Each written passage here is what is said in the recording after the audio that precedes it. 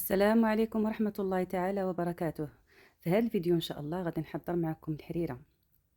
هي الحريرة ماشي غير شوربة، هذه طاقة ودفى وذكريات في طبق واحد.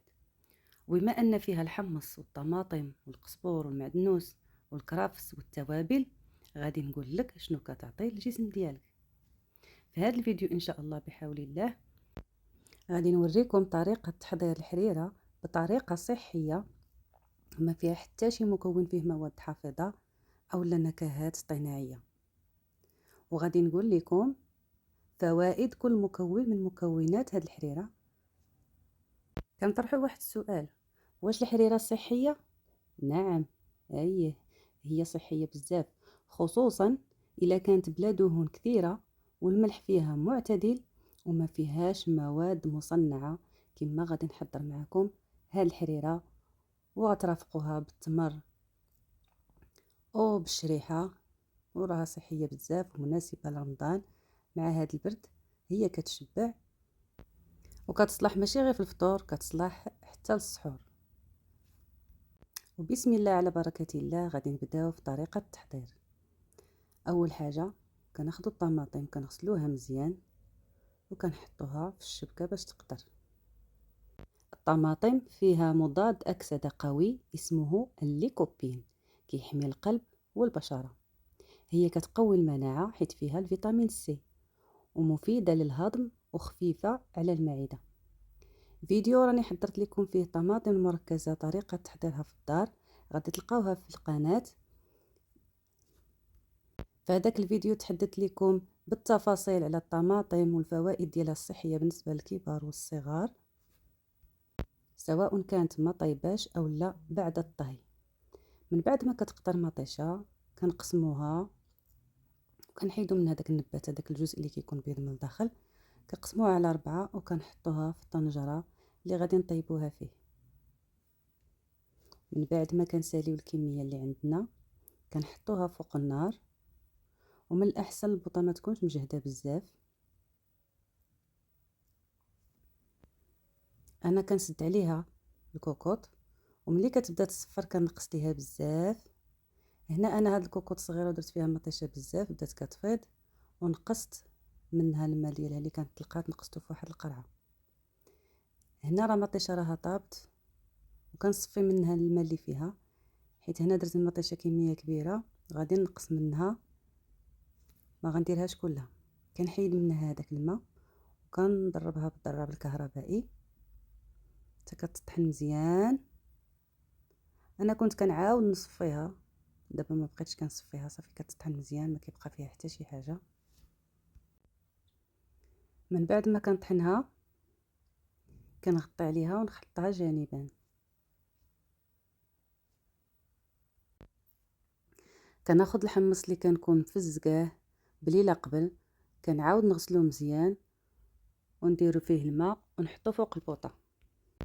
كنضيف البطاطس والجزر والتوابل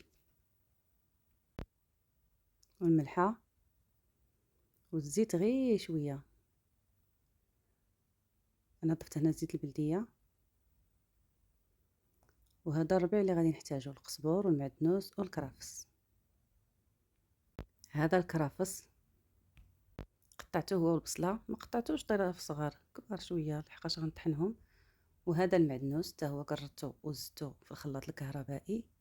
وهذا القزبور حتى هو مغسول ومنقي، قطعته وزدته عليهم.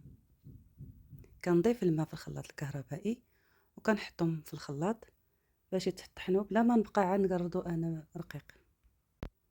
الكرفس كيعاون على تنظيم ضغط الدم، مخفف احتباس السوائل، فيه الياف مفيده للقولون. اما القزبور والمعدنوس كيعاونوا في تنقيه الجسم من السموم، فيهم الفيتامينات A و C و K. المعدنوس خصوصا مزيان للناس اللي عندهم نقص في الحديد. من بعد ما تخلطوا في الخلاط الكهربائي كنضيفهم على القوام اللي حطيت وكنسد عليهم الكوكوط. ودابا حليت راه طاب، كنعاود ناخذ الخلاط الكهربائي وكندير فيه هذيك البطاطا والجزر. الخضار مزيانه في الحريره: البطاطس فيها مصدر طاقة طبيعي حيث فيها الكربوهيدرات صحية، فيها البوتاسيوم كيساعد على تنظيم ضغط الدم، كتعاون على الإحساس بالشبع. ملي كتكون طيبة في الشوربة كتكون سهلة الهضم. إلا كنتي عندك الدوالي، البطاطس ما فيها حتى شي مشكل إلا كانت مسلوقة وماشي مقلية. أما بالنسبة للجزر فهو غني بالفيتامين A ومزيان للبشرة والنظر، فيه مضادات الأكسدة، كتقوي المناعة، فيه ألياف خفيفة كتعاون على الهضم، كيعطي نكهة قوية طبيعية للحريرة بلا ما تزيدي السكر. وزيدي عليها أن الجزر كيساهم في صحة الأوعية الدموية. هنا كنضيف الخميرة البلدية اللي كنكون موجداها في الدار ومبيتها ليلة قبل، كنخففها بشوية الماء وكنعاود نديرها في الخلاط الكهربائي. الخميرة البلدية فيها الفيتامينات بي المهمة للطاقة والأعصاب، كتعاون على تحسين الهضم، كتزيد في القيمة الغذائية ديال الطبق. غير ما تكتريش منها، حيت إلا تزادت بزاف تقدر دير نفخ في البطن لبعض الناس. هي راه احسن من انك ديري الطحين هذيك الساعه، هذيك راه ماشي صحيه. كنضيفوا الطنجره وكنضيف الطماطم اللي كنكون طيبتها اللي حضرناها قبيله حسب الاحتياج ديالنا. كنبقى نضيف الطماطم وكنحرك حتى كنشوف اللون واش هو هذاك. ما كنضيفش نهائيا طماطم المركزه اصطناعيه، كنصاوبها في الدار. راني مخليه لكم الفيديو غتلقاوه في القناه. هذاك الماء د مطيشه اللي كنكون نقصت زدت عليه شويه ديال الخميره حيت لقيت بانها باقا خفيفه الحريره وضفتها حتى هي. كناخذوا الشعريه ديال الزرع متوسطه، كنقيها دابا راني غسلتها وكنضيف لها الحريره. التوابل اللي درنا في هذه الحريره: الكركم هو مضاد للالتهاب القوي، مزيان للمفاصل والمناعه. الزنجبيل كيحسن الدوره الدمويه والهضم. البزار اي الفلفل الاسود كيساعد الجسم انه يمتص الكركم اكثر. الفلفل الحار انا درت غير شويه من الفلفل الحار مرقداه في الزيت البلديه، هو كينشط الحرق وكيعطي طاقه. صافي كنخليوها تبقى طيب مزيان وكنستمروا في التحريك حتى كنبقاو نشوفوا هذاك اللون ديال الرغوه الحريره ما كيبقاش ابيض، كيولي حمر، يعني راها الحريره طابت. دابا بغيت نقول لكم كيفاش كتعاون الحريره في حاله الا كانوا عندك الدوالي. هي كتقوي جدران الاورده. الطماطم فيها مضادات أكسدة تقوي الأوعية الدموية. الكركم والزنجبيل كيخفوا الالتهاب اللي كيوقع في العروق. تحسين الأوردة الدموية: الإبزار والزنجبيل والفلفل الحار كينشطوا الدم، هذا الشيء كيعاون باش الدم ما يبقاش راكد في الساقين. أيضا تقليل احتباس السوائل حيث الكرافس والمعدنوس مدرين طبيعيين للبول، كيخفوا الانتفاخ والثقل في الرجلين. أيضا منع الإمساك. الحمص فيه ألياف كثيرة وهو مهم بزاف لضغط أقل على العروق، ولكن انتبهي لهاد النقط: نقصي من الملح حيث كيحبس الماء في الجسم، ما تكتريش من الفلفل الحار إلا كان كيهيج المعدة.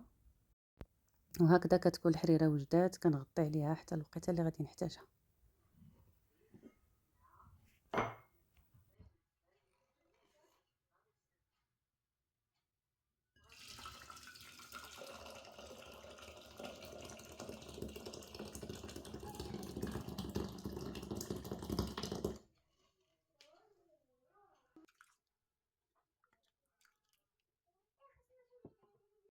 وهكذا نكون قد وصلنا إلى نهاية الفيديو. لا تنسوا الإعجاب والاشتراك في قناتنا وتفعيل الجرس ليصلكم كل جديد.